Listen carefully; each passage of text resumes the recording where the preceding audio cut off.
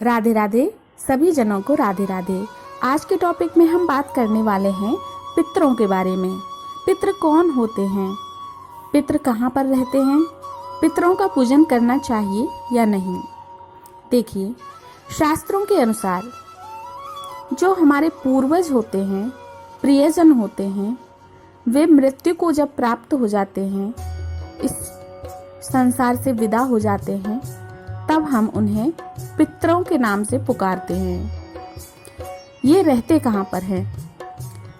स्वर्गलोक, नरकलोक, मृत्युलोक के बीच में एक लोक और बताया गया है, जिसे हम पितृलोक कहते हैं। तो जो भी हमारे प्रियजन मृत्यु को प्राप्त हो जाते हैं, तो मृत्यु के पश्चात वे पितृलोक में वास करते हैं, जिसे हम पितृलोक कहते हैं।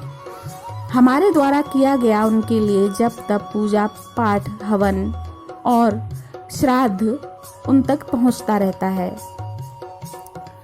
तो शास्त्रों के अनुसार बताया गया है कि जो भी आत्मा वहां पर वास करती है, तो उनके प्रियजन जो भी उनके लिए पूजा पाठ हवन करते हैं, वो उन तक पहुंचता रहता है। शास्त्रों में ये भी लिखा हुआ है कि जो भी अच्छे कर्म करता है वो स्वर्गलोक को प्राप्त करता है, और बुरे कर्म करता है वो नरकलोक को प्राप्त करता है। फिर ये पितृलोक बीच में कहाँ से आ गया? तो यहाँ एक बहुत बड़ा कंफ्यूजन पैदा हो जाता है। देखिए, जो व्यक्ति अच्छे कर्म कर रहा है वो स्वर्ग को चला गया, ठीक है, और स्वर्ग में उसे अपनी इच्छा के अनुसार हर चीज, हर सामग्री मिलती रहती है। जिसके बुरे कर्म थे वो नरक में चला गया, वहां उसे अपार दुख और अपार कष्ट मिलते रहते हैं।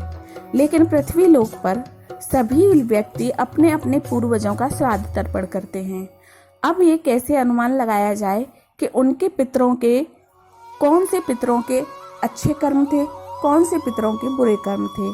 तो ये सब भगवान के ऊपर छोड़ देते हैं कि भगवान उन तक पहुंचा ही देंगे। तो शास्त्रों के अनुसार पितृलोक एक अलग से बना दिया गया है। जब सारी आत्माएं वहां पर वास करती हैं, तो फिर 84 योनियां कहाँ से आईं? 84 योनियों में कैसे जाते हैं? 84 लाख जो योनियां हमारे शास्त्रों में बताई गई हैं, कर्मों के अनुसार उनमें जाना पड़ता है, तो वो कैसे जाते हैं? तो यहाँ एक बहुत बड़ा कंफ्यूजन पैदा हो जाता है। हालांकि हम बात कर रहे हैं पितरों के बारे में। अगर वाकई में पितृलोक होता है तो वह एक भूतों का लोक माना जाता है, जहाँ पर सभी दिवंगत आत्माएं वास करती हैं। सभी के पूर्वज प्रियजन वहाँ पर वास करते हैं, तो उनको भूतों के नाम से भी जाना जाता है। तो वो एक भूत लोक हो गया। अब ये सोचिए कि आप अगर उनका पूजन करते हैं, श्राद्ध करते हैं, तो वो उनको प्राप्त हो जाएगा। तो आप किसका पूजन कर रहे हैं? भूतों का। तो यहाँ पर तो गीता में भगवान ने कहा है, यान्ति देवव्रता देवान पितरन यान्ति पितृव्रतः भूतानि यान्ति भूतेज्या यान्ति मध्या जिनोपि माम। अर्थात भगवान ने कहा है, जो देवताओं का पूजन करते हैं वो देवताओं को प्राप्त करते हैं। जो पितरों का अर्थात भूतों का पूजन करते हैं वो भूतलोक अर्थात पितृलोक को जाते हैं, और जो मेरा पूजन करते हैं वो मुझे प्राप्त करते हैं। तो यहाँ पर स्पष्ट हो जाता है कि अगर जो देवताओं का पूजन करने वाला है वो देवलोक को जाता है अर्थात स्वर्गलोक को जाता है, और जो पितरों का अर्थात भूतों का पूजन करने वाला है वो भूतलोक अर्थात पितृलोक को जाता है, और जो भगवान का पूजन करने वाले हैं वो भगवान के गोलोक धाम में जाते हैं, भगवान को प्राप्त कर लेते हैं।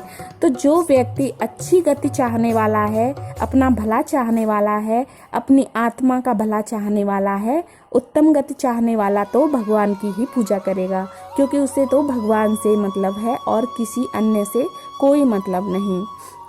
तो यहाँ पर आप जान लीजिए कि पितरों का पूजन वर्जित है, इसका कोई अर्थ नहीं, क्योंकि सबको अपने अपने कर्मों के अकॉर्डिंग आत्मा जो शरीर छोड़ती है उसे कहीं ना कहीं किसी न किसी योनि में भेज दिया जाता है। जो कि 84 लाख योनियां हैं उनमें वो जन्म ले लेती हैं, और जिनके अच्छे कर्म हैं वो अपने स्वर्गलोक में चले जाते हैं। तो स्वर्गलोक में उनको सारी सुख सुविधाएं अपने आप प्राप्त होती रहती हैं। तो श्राद्ध डालने का, पितरों का पूजन करने का, पितरों को मानने का कोई अर्थ नहीं है शास्त्र के अनुसार। इसलिए भगवान में आसक्ति रखें, भगवान की पूजा करें, भगवान की अर्चना करें। इसके अलावा एक बात और देखिए, आपके घर में कोई भी आपका प्रियजन जिसके कर्म खराब हैं, चाहे वो माँ है, पिता है, बेटा है, पत्नी है, पति है, जिसके कर्म खराब हैं, जो गलत रास्ते पर चल रहा है, अशुद्ध विचार वाला है, अगर उसकी मृत्यु हो जाती है और आपकी आसक्ति उसमें है कि मेरा पिता था, मेरा बेटा था, मेरी पत्नी थी, आपकी आसक्ति उसमें है, तो वो आसक्ति आपकी बनी रहेगी और मृत्यु के पश्चात आप उसी के पास जाएंगे, उसी योनि में जाएंगे जिसमें वो गया हुआ है। अर्थात जैसे कि आपका प्रियजन जिसके कर्म खराब थे, उसकी मृत्यु हो गई और उसको नेक्स्ट जन्म कुत्ते का मिला, ठीक है। तो अगर आपकी आसक्ति उसमें थी कि मेरा बेटा या मेरा पिता या मेरा पत्नी, मेरी पत्नी, आसक्ति आपकी थी उसमें, तो मृत्यु के पश्चात आपको भी कुत्ता ही बनना पड़ेगा उसके साथ में।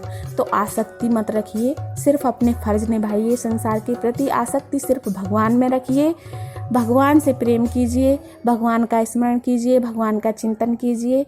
इसी के साथ नेक्स्ट वीडियो में हम फिर मिलेंगे नेक्स्ट टॉपिक के साथ। तब तक के लिए राधे राधे।